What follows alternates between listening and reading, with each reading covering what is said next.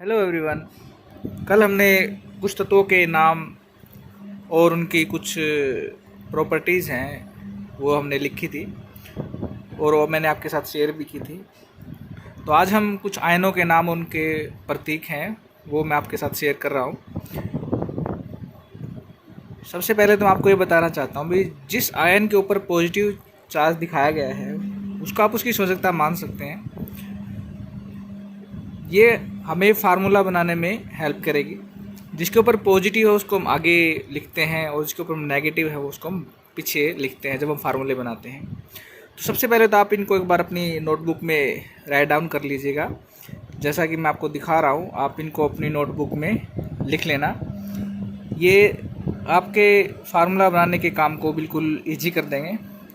और जैसे जैसे आप इनसे अपने फार्मूले बनाओगे तो आपको इनकी वैलेंसी है जो भी है वो आप आराम से फार्मूले अपने आप बना पाओगे। तो एक बार बिल्कुल मैं धीरे धीरे इसको आगे आगे चला रहा हूँ ताकि आप जब नोटबुक में राइट डाउन करें तो आपको प्रॉब्लम ना हो। तो आप ये सारे फार्मूले जो आयंस के फार्मूले हैं वो आप अपनी नोटबुक में राइट डाउन कर लेना ताकि जब आप फार्मूला बनाओ तो आपको कोई भी दिक्कत ना आए। अब आपको करना क्या है, जैसा कि मैंने आपको कल बताया था कि हम इनकी जो वैलेंसी उसको याद नहीं करेंगे। अब मैंने आपको कुछ एग्जांपल है वो मैंने बनाए हैं। जैसे सोडियम क्लोराइड है। अब जो आपको नेगेटिव या पॉजिटिव नहीं दिखाना फार्मूला बनाते टाइम, यहाँ पे जैसे मैंने सोडियम क्लोराइड लिखा है तो जो सोडियम की वैलेंसी मैंने कल आपके साथ शेयर की थी और क्लोराइड है वो मैंने अभी लिखा है जो पीछे मैंने आपके साथ शेयर किया था उसमें जो लिस्ट है।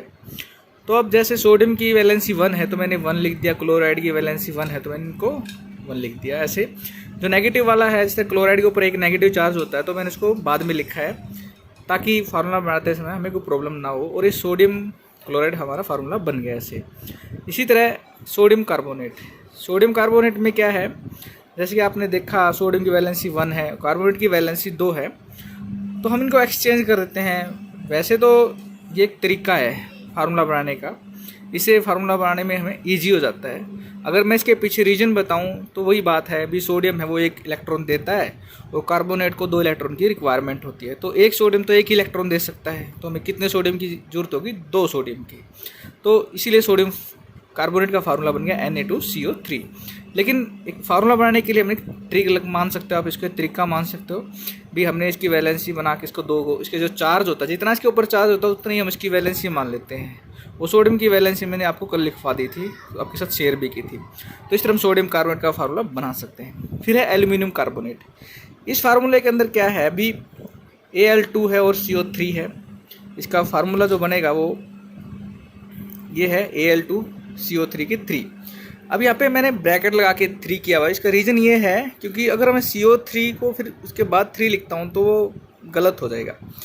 अगर किसी भी आयन के अंदर 2 से ज़्यादा एलिमेंट है या एटम्स हैं, एलिमेंट्स मानेंगे, तो हम उसको ब्रैकेट में क्लोज कर देते हैं। अगर हम उसकी 2 बार लिखना है या 3 बार लिखना है तो इसलिए हमने इसको ब्रैकेट में क्लोज किया हुआ है। इसी तरह कैल्शियम हाइड्रोजन कार्बोनेट में भी हमने ऐसे ही किया है।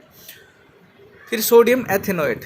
अब यहाँ पे मैंने कुछ चेंज किया हुआ है, मैंने सोडियम को बाद में लिखा हुआ है। जो ऑर्गेनिक कंपाउंड होते हैं, कार्बनिक यौगिक होते हैं, उनमें कार्बन वाले जो यौगिक है, कार्बन आयन, उसको कार्बन का जो आयन है उसको हम पहले लिखते हैं और जो मेटल नॉन मेटल्स को हम बाद में शो करते हैं, क्योंकि वहाँ पे ऑर्गेनिक केमिस्ट्री के अंदर ऑर्गेनिक कंपाउंड की ज़्यादा इंपॉर्टेंस होती है, इसीलिए यहाँ पे Na को बाद में लिखा है। लेकिन नॉर्मली जो इनऑर्गेनिक केमिस्ट्री है वहाँ पे मेटल्स को पहले लिखा जाता है जो ज़्यादा इलेक्ट्रोपॉजिटिव होता है। अब ये है अमोनियम क्लोराइड। अब यहाँ पे अमोनियम के ऊपर पॉजिटिव चार्ज था, जैसा कि मैंने आपको पीछे दिखाया था, आपको दोबारा दिखा देता हूँ। यहाँ देखिए अमोनियम के ऊपर पॉजिटिव चार्ज, इसलिए इसको हमने पहले लिखा है और इसीलिए जब फार्मूला बनाया तो इसको पहले लिखा गया है। और इसके पीछे रीज़न यही है कि जिसके ऊपर पॉजिटिव चार्ज हो, ज़्यादा इलेक्ट्रोपॉजिटिव पहले लिखा जाता है और ये अमोनियम क्लोराइड का फार्मूला बन गया। तो बच्चों ये कुछ फार्मूले मैंने आपके साथ शेयर किए हैं बनाने के लिए, भी बना के दिखाएं आपको। तो आप सभी को कुछ फार्मूले बनाने हैं और बनाकर मेरे साथ शेयर करने हैं। आप मेरे पास उसको अपना जो आप नोटबुक बनाओगे तो आपको करना क्या है, बस आपको इस बात का ध्यान रखना है जो मेटल्स हैं, धातु हैं, सोडियम, पोटेशियम और जो इनसे अलावा कैल्शियम, एल्यूमिनियम उनके साथ ही इन आयनों के फार्मूले बनाने, और एक अमोनियम वाला भी। अमोनियम को भी आप धातु की तरह ही इस्तेमाल मतलब यूज करोगे उसके फार्मूले बनाने में। तो आपको ये सारे फार्मूले बना के मेरे साथ शेयर करने हैं, ताकि मुझे पता चल जाए भी आपने फार्मूले बनाए, आप सीख लिया या नहीं सीखे। ये चीज़ें आपको बहुत हेल्प करेगी। ये ध्यान रखना बच्चों, ये बेसिक चीज़ें हैं। ये आपको जब आप साइंस साइड लेते हो तो ये चीज़ें बहुत काम आती हैं। फिर आपको फार्मूला याद करने की ज़रूरत नहीं है, आप इजीली फार्मूले बना सकते हो। तो आशा करता हूँ आप सभी ये फार्मूले बनाएंगे और मेरे साथ शेयर करेंगे। Thank you.